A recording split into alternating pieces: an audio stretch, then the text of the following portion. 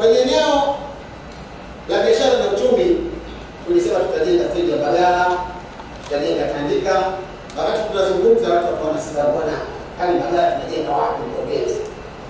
Kali Mbagala tunajenga wapi? Lakini naona sasa hivi eneo mbele ndipo lipo. Kwa tuliposema tunatekeleza mpango huu tulikuwa serious kwa mpango lazima utatekelezeka, na eneo lililokuwa linahofiwa sana lilikuwa ni eneo la Mbagala, lakini sasa hivi hadi Dariko na mkandarasi muda sio mrefu hataanza.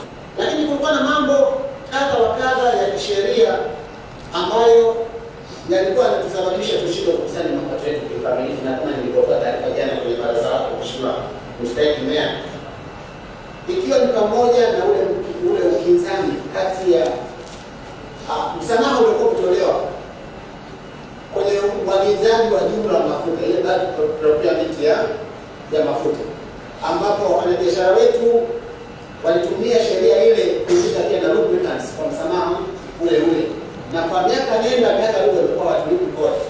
Naomba nitoe taarifa kwamba tumewasiliana na mwanasheria mkuu wa serikali na tayari tunatuandikia barua kututhibitishia kwamba tuna haki zote za kukusanya na lubricants haipo kama sehemu ya petroleum products.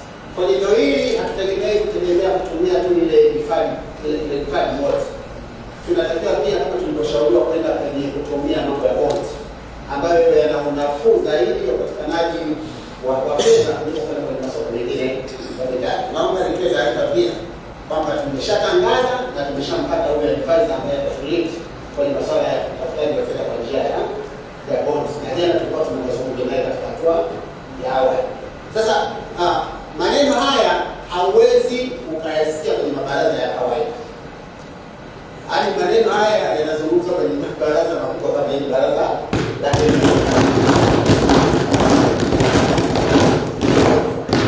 sisi tunatamani kuiendesha Tendeli katika level ya corporate.